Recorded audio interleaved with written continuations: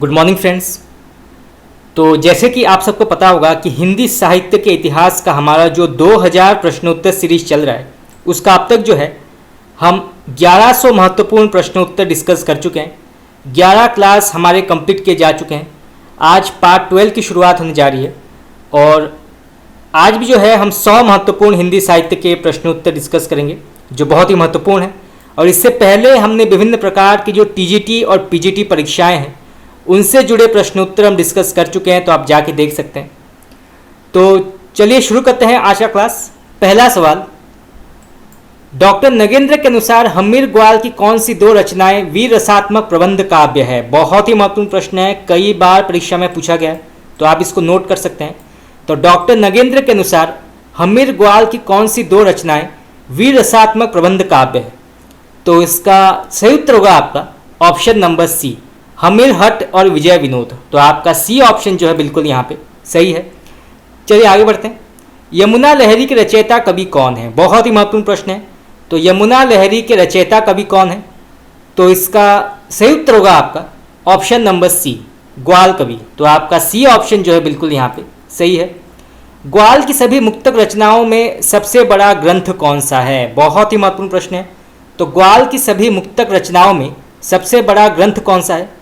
तो इसका सही उत्तर होगा आपका ऑप्शन नंबर डी, भक्त भावना। तो आपका डी ऑप्शन जो है बिल्कुल यहाँ पे सही है। चलिए आगे बढ़ते हैं। नबरस तरंग के रचनाकार कौन है? तो नबरस तरंग के रचनाकार कौन है? तो इसका सही उत्तर होगा आपका option number C, Beni Praveen. तो आपका सी ऑप्शन जो है बिल्कुल यहाँ पे सही है। चलिए आगे बढ़ते हैं। आचार्य रामचंद्र शुक्ल ने यह वाक्य की रीतिकाल की सनक इनमें इतनी अधिक थी कि इन्हें यमुना लहरी नामक देव स्तुति में भी नवरस और शर ऋतु सुनाई पड़ी। किसके लिए कहा गया है?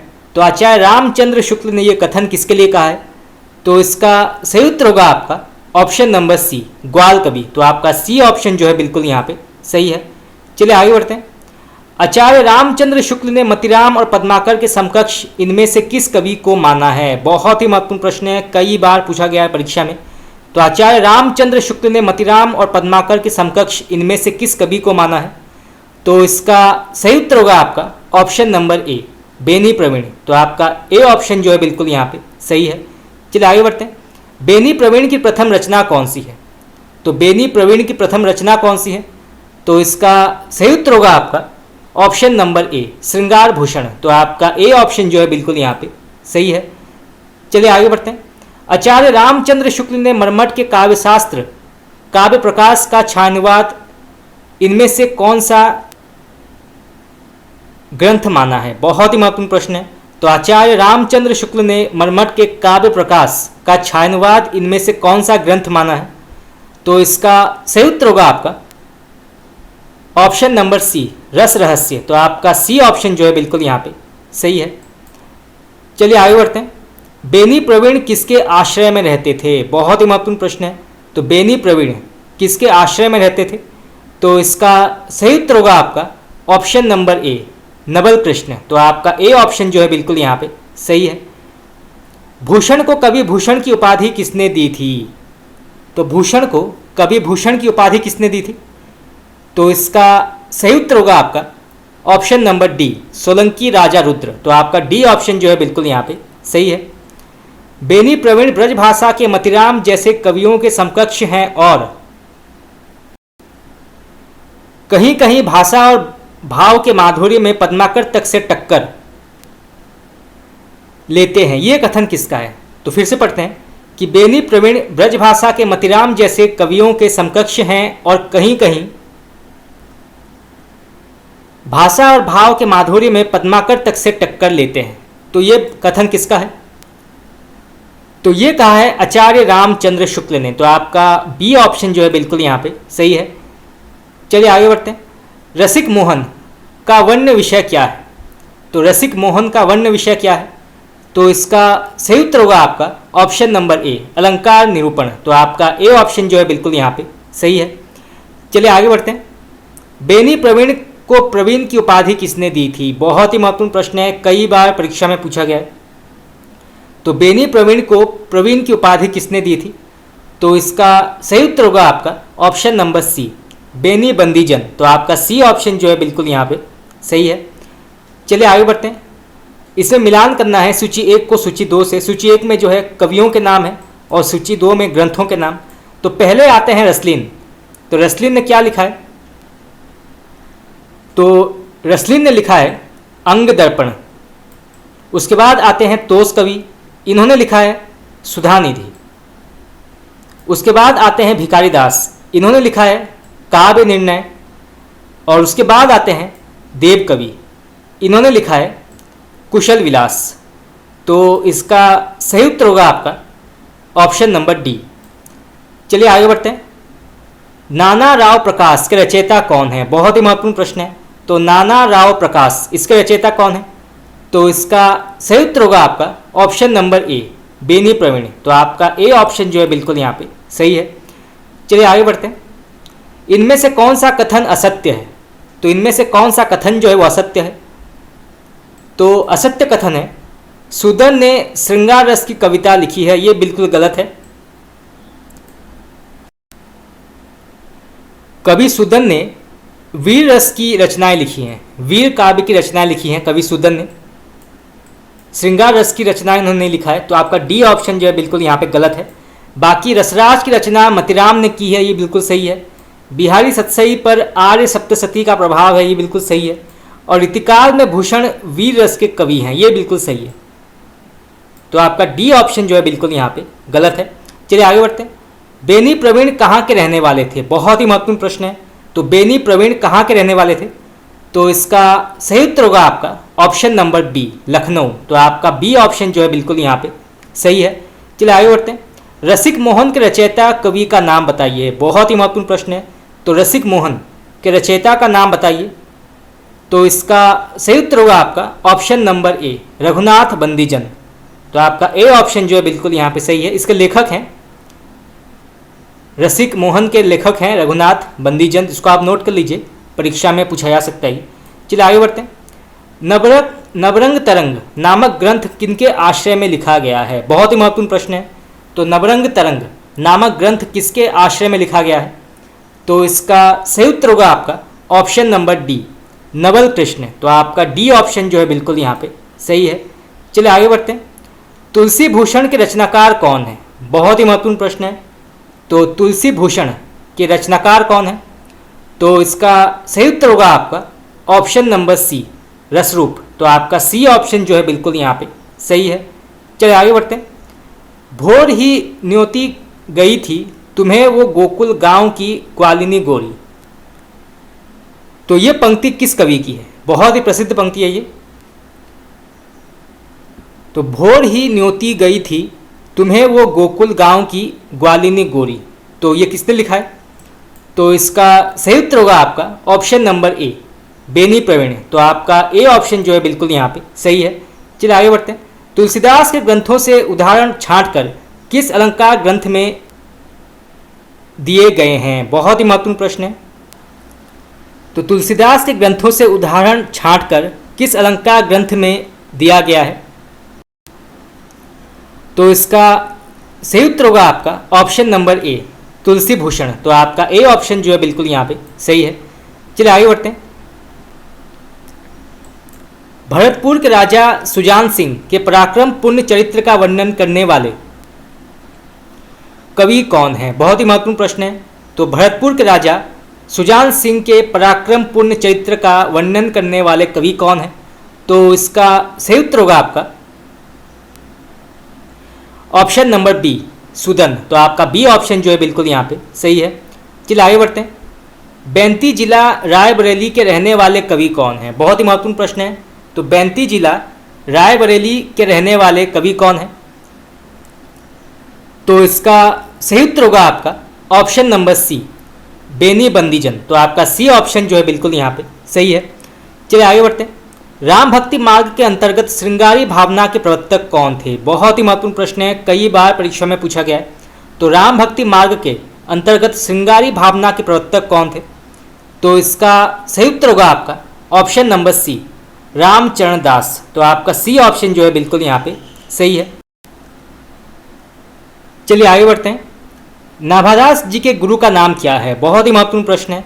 तो नाभादास जी के गुरु का नाम क्या है? तो इसका सही उत्तर होगा आपका ऑप्शन नंबर ए, अग्रदास। तो आपका ए ऑप्शन जो है बिल्कुल यहाँ पे सही है। अग्रदास को जो है अग्र अली भी कहा जाता है। ये भी प्रश्न जो है कई बार पूछा जाता है कि अग्र अली कौन है, तो वह है अग्रदास।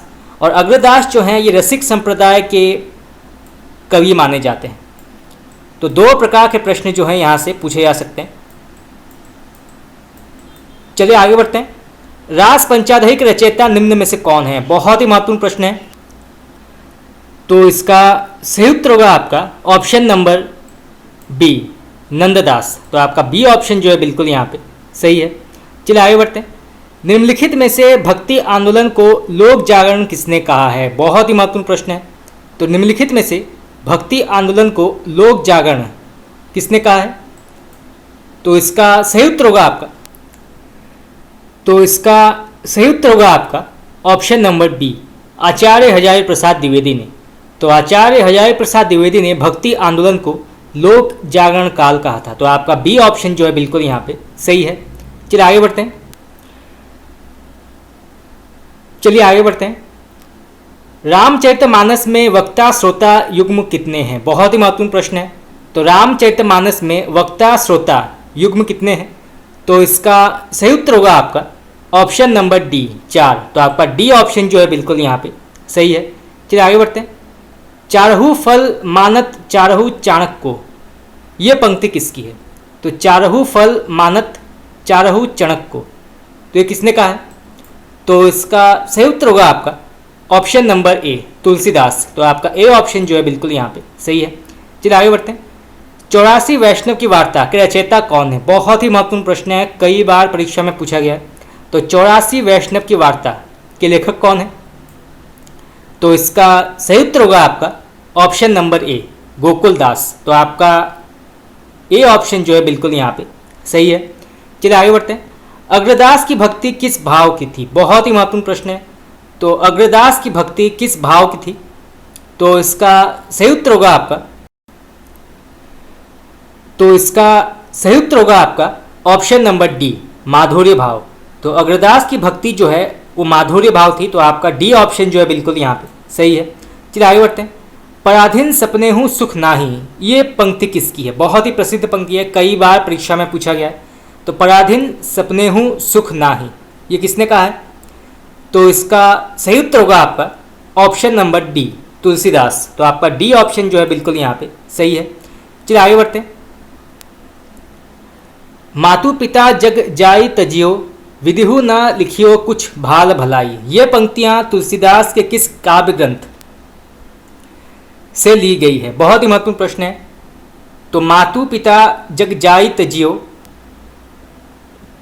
विधिहु न लिखियो कुछ भाल भलाई, ये पंक्तियां जो है तुलसीदास के किस काव्य ग्रंथ से लिया गया है? तो इसका सही उत्तर होगा आपका ऑप्शन नंबर ए, कवितावली। तो आपका बी ऑप्शन जो है बिल्कुल यहाँ पे सही है। चलिए आगे बढ़ते हैं। जाके प्रिय न राम वैदेही सो नर तजियु कोटि वैरी सम यद्यपि परम स्नेही, ये तुलसीदास के किस काव्य ग्रंथ की उक्ति है? तो ये जो पंक्ति है ये किस काव्य ग्रंथ से लिया गया है? तो इसका सही उत्तर होगा आपका ऑप्शन नंबर सी, विनय पत्रिका। तो आपका सी ऑप्शन जो है बिल्कुल यहाँ पे सही है। चलिए आगे बढ़ते हैं। केशव कही ना जाई का कहिए, ये पंक्ति किसकी है? तो केशव कही ना जाई का कहिए, ये पंक्ति किसने लिखा है? तो इसका सही उत्तर होगा आपका ऑप्शन नंबर ए, तुलसीदास। तो आपका ए ऑप्शन जो है बिल्कुल यहाँ पे सही है। चलिए आगे बढ़ते हैं। यदि प्रबंध काव्य एक विस्तृत वनस्थली है तो मुक्तक चुना हुआ गुलदस्ता, बहुत ही प्रसिद्ध ये कथन है, कई बार परीक्षा में पूछा गया है। तो यदि प्रबंध काव्य एक विस्तृत वनस्थली है तो मुक्तक चुना हुआ गुलदस्ता, तो ये किसने कहा है?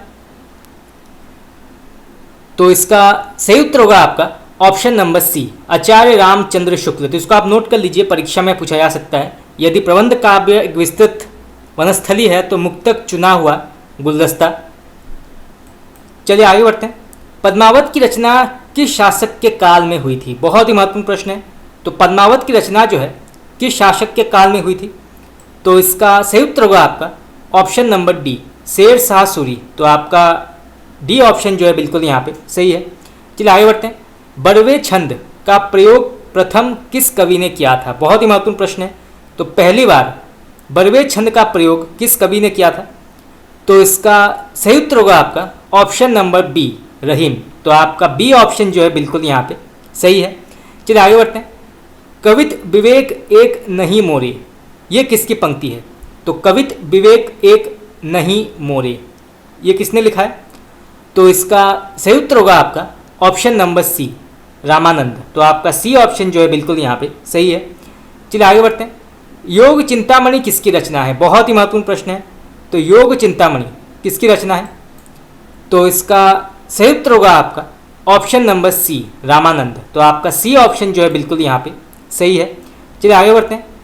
किस कवि को हिंदी का जातीय कवि कहा जाता है? बहुत ही महत्वपूर्ण प्रश्न है। तो किस कवि को जो है हिंदी का जातीय कवि कहा जाता है? तो इसका सही उत्तर होगा आपका ऑप्शन नंबर ए, तुलसीदास। तो आपका ए ऑप्शन जो है बिल्कुल यहाँ पे सही है। चलिए आगे बढ़ते हैं। विक्रम धसा प्रेम के बारा, सपनावती कहें गयऊ पतारा, ये किसकी पंक्ति है? तो विक्रम धसा प्रेम के बारा, सपनावती कहें गयऊ पतारा, ये किसने लिखा है? तो इसका सही उत्तर होगा आपका ऑप्शन नंबर सी, मंझन। तो आपका सी ऑप्शन जो है बिल्कुल यहाँ पे सही है। चलिए आगे बढ़ते हैं। रुक्मिणी पुनी वैसे ही मरी गई, कुलवंती सत सो सती भई, ये पंक्ति किसकी है? तो ये किसने लिखा है? तो इसका सही उत्तर होगा आपका ऑप्शन नंबर ए, कुतुम्बन। तो आपका ए ऑप्शन जो है बिल्कुल यहाँ पे सही है। चलिए आगे बढ़ते हैं। जानत है वो सृजनहारा, जो किछु है मन मरम हमारा, तो ये किसकी पंक्ति है? तो इसका सही उत्तर होगा आपका ऑप्शन नंबर डी, नूर मोहम्मद। तो आपका डी ऑप्शन जो है बिल्कुल यहाँ पे सही है। इसको आप नोट कर लीजिए, ये प्रश्न आपका नेट में पूछा गया है, तो परीक्षा में पूछा जा सकता है ये। चलिए आगे बढ़ते हैं। कबीर ने अपनी झाड़ फटकार के द्वारा हिंदुओं और मुसलमानों का कट्टरपन दूर करने का जो प्रयत्न किया वो अधिकतर चिढ़ाने वाला सिद्ध हुआ, हृदय को स्पर्श करने वाला नहीं। तो ये कथन किसका है?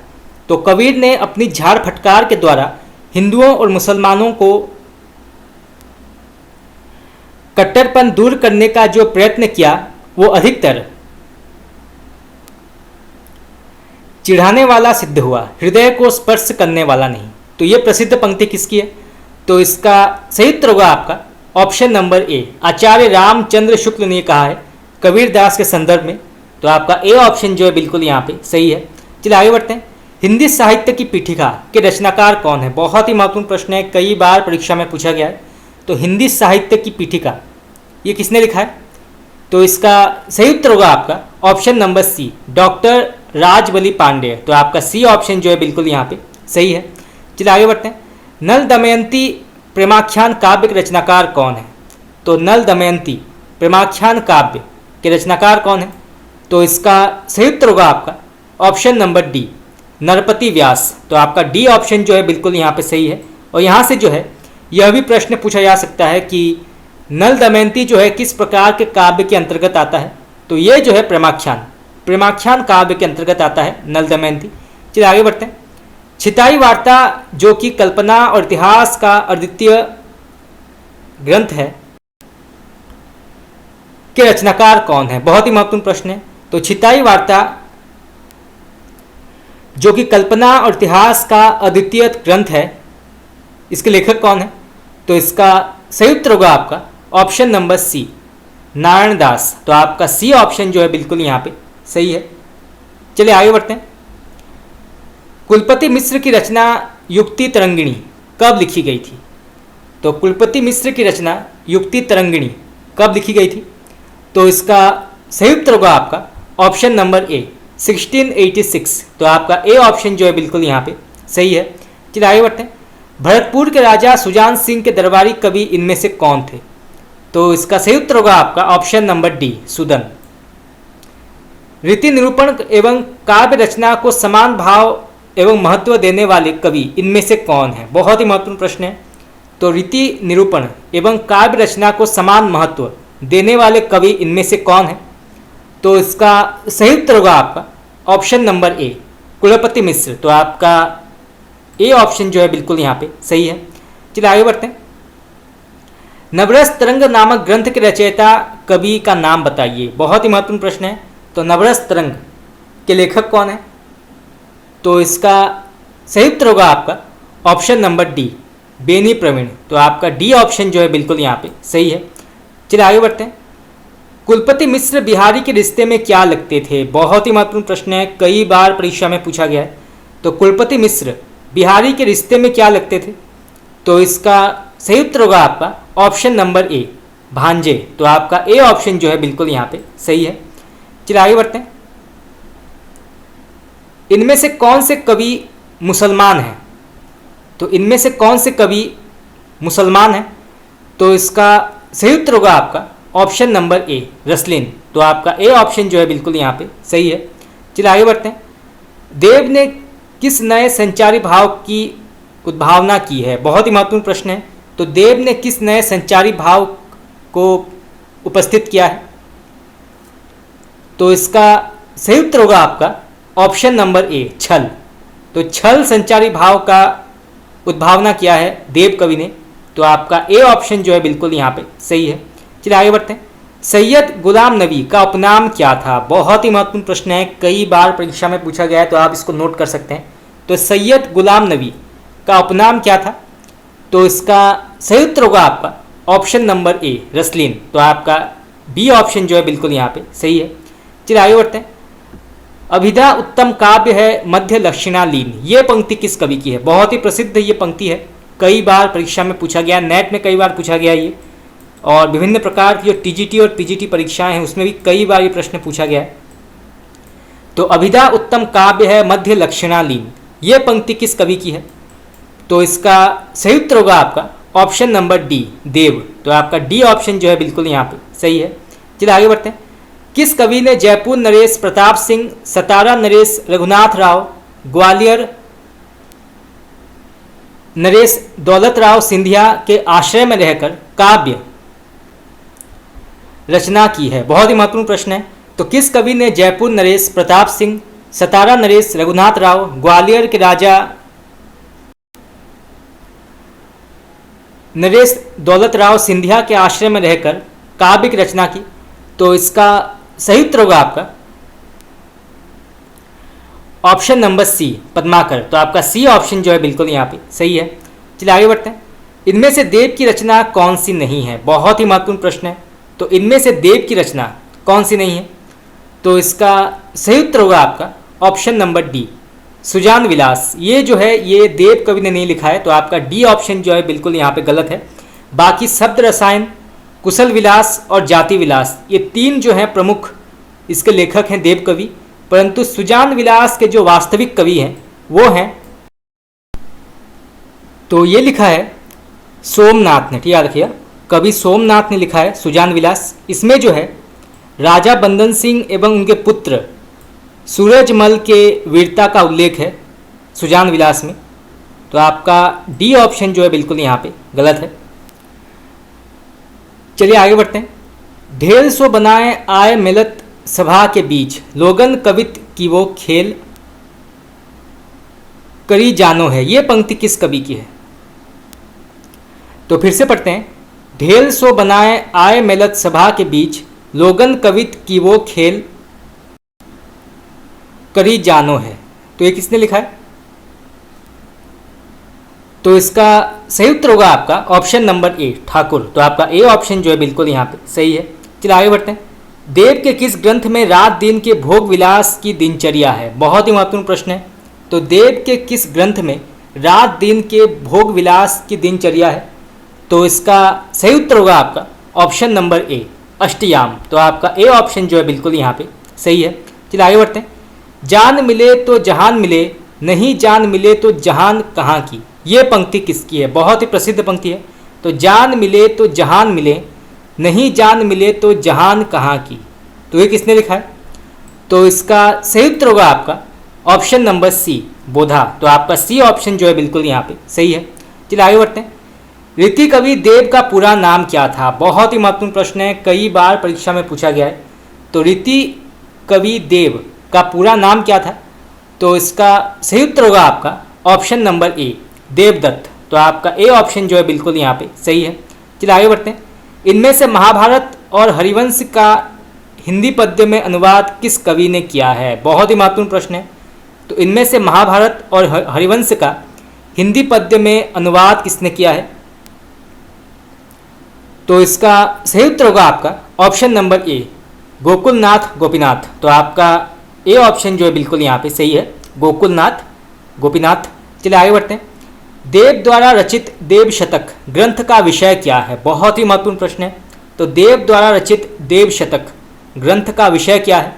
तो इसका सही उत्तर होगा आपका ऑप्शन नंबर सी, आध्यात्म। तो आपका ए सी ऑप्शन जो है बिल्कुल यहाँ पे सही है। चलिए आगे बढ़ते हैं। सुजान चरित के रचयिता कवि का नाम बताइए। बहुत ही महत्वपूर्ण प्रश्न है। तो सुजान चरित के रचयिता का नाम बताइए। तो इसका सही उत्तर होगा आपका ऑप्शन नंबर सी, सुदन। तो आपका सी ऑप्शन जो है बिल्कुल यहाँ पे सही है। चलिए आगे बढ़ते हैं। देव द्वारा रचित देव माया प्रपंच किस नाटक का पद्यबद्ध अनुवाद है? बहुत ही महत्वपूर्ण प्रश्न है। तो देव द्वारा रचित देव माया प्रपंच किस नाटक का पद्यबद्ध अनुवाद है? तो इसका सही उत्तर होगा आपका ऑप्शन नंबर ए, प्रबोध चंद्रोदय। तो आपका ए ऑप्शन जो है बिल्कुल यहाँ पे सही है। चलिए आगे बढ़ते हैं। इनमें से कौन सा ग्रंथ वीर रसात्मक नहीं है? तो निम्नलिखित में से कौन सा ग्रंथ जो है वीर रसात्मक नहीं है? तो इसका सही उत्तर होगा आपका ऑप्शन नंबर डी, जग विनोद। तो आपका डी ऑप्शन जो है बिल्कुल यहाँ पे सही है। बाकी शिववावनी, छत्रसाल शतक और सुजान चरित्र ये जो हैं वीर रसात्मक काव्य के अंतर्गत आते हैं। चलिए आगे बढ़ते हैं। देव की कौन सी रचना में कृष्ण चरित्र का वर्णन है? बहुत ही महत्वपूर्ण प्रश्न है। तो देव की कौन सी रचना में कृष्ण चरित्र का वर्णन है? तो इसका सही उत्तर होगा आपका ऑप्शन नंबर बी, देव चरित्र। तो आपका बी ऑप्शन जो है बिल्कुल यहाँ पे सही है। इसमें जो है कृष्ण चरित्र का वर्णन है। चलिए आगे बढ़ते हैं। व्यंग्यार्थ कौमुदी के रचनाकार इनमें से कौन है? बहुत ही प्रसिद्ध रचना है, कई बार परीक्षा में पूछा गया है, नेट में कई बार पूछा गया ये। तो व्यंग्यार्थ कौमुदी के रचनाकार कौन है? तो इसका सही उत्तर होगा आपका option number C, Pratap Singh. तो आपका सी ऑप्शन जो है बिल्कुल यहाँ पे सही है। चलिए आगे बढ़ते हैं। देव की भाषा दूसरों की अपेक्षा कुछ अधिक सदोष है तथा उसमें शब्दों की तोड़ मरोड़ और व्याकरण रूपों की अव्यवस्था कुछ अधिक देखने को मिलती है। यह पंक्ति किस आलोचक की है? फिर से पढ़ते हैं कि देव की भाषा दूसरों की अपेक्षा कुछ अधिक सदोष है तथा उसमें शब्दों की तोड़ मरोड़ और व्याकरण रूपों की अव्यवस्था कुछ अधिक देखने को मिलती है। तो यह पंक्ति जो है किस आलोचक ने कहा है? तो इसका सही उत्तर होगा आपका option number C, doctor Nagendra. तो आप इसको नोट कर लीजिए, परीक्षा में पूछा जा सकता है। चलिए आगे बढ़ते हैं। पृथ्वी सिंह इनमें से किस कवि का वास्तविक नाम था? बहुत ही महत्वपूर्ण प्रश्न है। तो पृथ्वी सिंह इनमें से किस कवि का वास्तविक नाम था? तो इसका सही उत्तर होगा आपका ऑप्शन नंबर ए, रसनिधि। तो आपका बी ऑप्शन जो है बिल्कुल यहाँ पे सही है। चलिए आगे बढ़ते हैं। डॉक्टर नगेंद्र ने नायक नायिका भेद का विश्वकोश देव की कौन सी रचना को माना है? बहुत ही महत्वपूर्ण प्रश्न है। तो डॉक्टर नगेंद्र ने नायक नायिका भेद का विश्वकोश देव की कौन सी रचना को माना है? तो इसका सही उत्तर होगा आपका ऑप्शन नंबर ए, सुख सागर तरंग। तो आपका ए ऑप्शन जो है बिल्कुल यहाँ पे सही है। चलिए आगे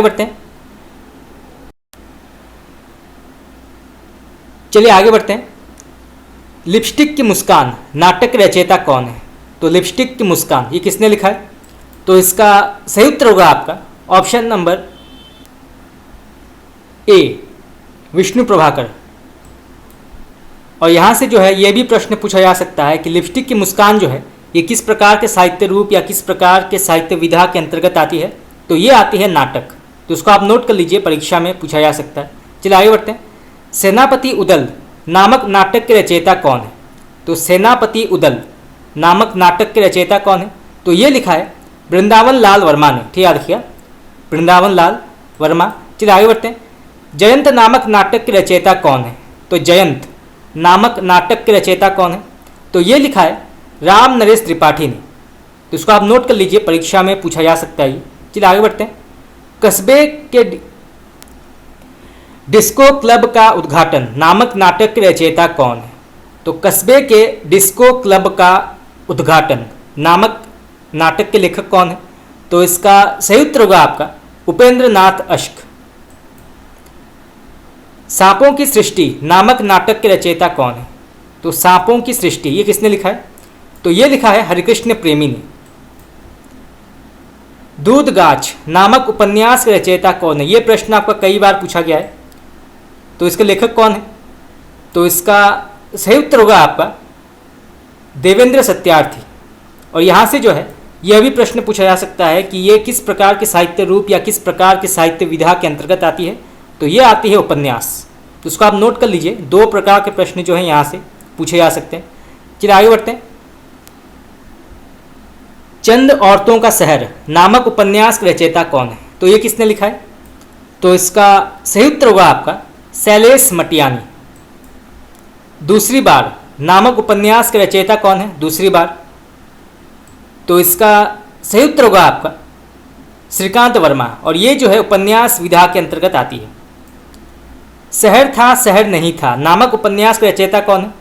तो शहर था शहर नहीं था नामक उपन्यास के रचयिता कौन है?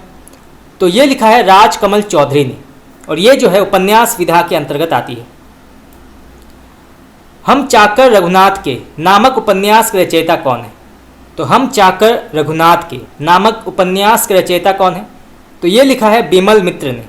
और ये जो है उपन्यास विधा के अंतर्गत आती है। तो दो प्रकार के प्रश्न जो हैं यहाँ से पूछे जा सकते हैं।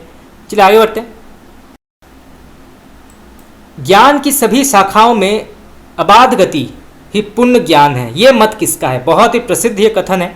तो ज्ञान की सभी शाखाओं में अबाध गति ही पूर्ण ज्ञान है, ये किसने कहा है? तो ये कहा है अरस्तु ने। इसको आप नोट कर लीजिए, परीक्षा में पूछा जा सकता है। चलिए आगे बढ़ते हैं। अनुकरण वस्तु का उन्नत रूपांतरण है, यह मत किसका है? तो अनुकरण वस्तु का उन्नत रूपांतरण है, ये किसने कहा है? तो इसका सही उत्तर होगा आपका अरस्तु। इयोन नामक ग्रंथ के रचयिता कौन है? बहुत ही महत्वपूर्ण प्रश्न है। ये प्रश्न आपका नेट में कई बार पूछा गया है, तो उसको आप नोट कर सकते हैं। तो इयोन नामक ग्रंथ के रचयिता कौन है? तो ये लिखा है प्लेटो ने। ठीक याद रखिएगा, प्लेटो। चलिए आगे बढ़ते हैं। सालंकारस्य काव्यता किसका कथन है? तो सालंकारस्य काव्यता ये किसने कहा है? तो ये कहा है कुंतक ने। ठीक याद रखिएगा, कुंतक। छंदोमंजरी ग्रंथ के प्रणेता कौन है? बहुत ही महत्वपूर्ण प्रश्न है। तो छंदोमंजरी नामक ग्रंथ के प्रणेता कौन है? तो ये लिखा है गंगादास ने। ठीक याद रखिएगा, गंगादास। चलिए आगे बढ़ते हैं। वक्रोक्ति को अलंकार का मूल किसने माना है? बहुत ही महत्वपूर्ण प्रश्न है। तो वक्रोक्ति को अलंकार का मूल किसने माना है? तो इसका सही उत्तर होगा आपका ऑप्शन नंबर ए, भामा। तो वक्रोक्ति को अलंकार का मूल माना है भामा ने। यहाँ से जो है ये भी उत्तर हो सकता है कि भामा ने अलंकार को काव्य की सर्वस्व मानते हुए वक्रोक्ति को उसके प्राण के रूप में या आत्मा के रूप में स्वीकार किया था। तो दो प्रकार के उत्तर जो हैं यहाँ पे हो सकते हैं। चलिए आगे बढ़ते हैं। कुवलयानंद के रचयिता कौन है? ये प्रश्न कई बार परीक्षा में पूछा गया है, नेट में कई बार पूछा गया है ये। तो कुवलयानंद के रचयिता कौन है? तो इसका सही उत्तर होगा आपका अपेय दीक्षित। ठीक याद रखिएगा, अपेय दीक्षित। चलिए आगे बढ़ते हैं। अवहिथा क्या है? तो इसका सही उत्तर होगा आपका ये जो है एक प्रकार का संचारी भाव है। तो इसको आप नोट कर लीजिए, परीक्षा में पूछा जा सकता है। चलिए आगे बढ़ते हैं। किसके मतानुसार साधारणीकरण कवि भावना का होता है? बहुत ही महत्वपूर्ण प्रश्न है। तो किसके मतानुसार साधारणीकरण कवि भावना का होता है? तो इसका सही उत्तर होगा आपका डॉक्टर नगेंद्र। निष्पत्ति का अर्थ अभिव्यक्ति किसने माना था? तो निष्पत्ति का अर्थ अभिव्यक्ति किसने माना था? तो इसका सही उत्तर होगा आपका अभिनव गुप्त ने। तो इसको आप नोट कर लीजिए, परीक्षा में पूछा जा सकता है कि किसने जो है निष्पत्ति का अर्थ अभिव्यक्ति माना था, तो वो है अभिनव गुप्त। चलिए आगे बढ़ते हैं। शिरीष की याद आई नामक ललित निबंध किसका है? तो शिरीष की याद आई नामक ललित निबंध किसने लिखा है? तो ये लिखा है डॉक्टर विद्यानिवास मिश्र ने। तो इसको आप नोट कर लीजिए, परीक्षा में पूछा जा सकता है। चलिए आगे बढ़ते हैं। शिरीष का फूल नामक निबंध किसने लिखा है? तो शिरीष का फूल नामक निबंध किसने लिखा है? तो ये लिखा है आचार्य हजारी प्रसाद द्विवेदी ने। तो शिरीष के नाम से 2 रचनाएं लिखी गई। पहला है शिरीष की याद आई, जो कि एक प्रकार का ललित निबंध है, ये लिखा है विद्यानिवास मिश्र ने। और दूसरा है शिरीष का फूल, ये लिखा है आचार्य हजारी प्रसाद द्विवेदी ने। तो 2 प्रकार के प्रश्न जो हैं यहाँ से पूछे जा सकते हैं। चलिए आगे बढ़ते हैं। हत्यारे कहानी किन 2 साहित्यकारों ने एक ही शीर्षक से लिखी? तो इसका सही उत्तर होगा आपका अमरकांत और शैलेश मटियानी ने। तो इसको आप नोट कर लीजिए, परीक्षा में पूछा जा सकता है। चलिए आगे बढ़ते हैं। चील कहानी किस कहानीकार की है? तो चील कहानी किस कहानीकार की है, किसने लिखा है ये? तो ये लिखा है शैलेश मटियानी ने। कील कहानी किसकी है? कील, तो ये लिखा है महीप सिंह ने। तो फ्रेंड्स आज के लिए इतना ही। आज हमने कुछ और 100 महत्वपूर्ण हिंदी साहित्य के प्रश्नोत्तर डिस्कस किए, और इसी के साथ जो है हमारा 12 नंबर क्लास यहाँ पे समाप्त हुआ। कल 13 नंबर क्लास की शुरुआत होगी, और कल भी जो है हम 100 महत्वपूर्ण हिंदी साहित्य के प्रश्नोत्तर डिस्कस करेंगे, और ऐसे करके हम संपूर्ण 2000 प्रश्नोत्तर कंप्लीट कर लेंगे। तो आज के लिए इतना ही। आप लोगों को कैसा लगा क्लास, आप मुझे बता सकते हैं कमेंट करके। आपका बहुत बहुत धन्यवाद।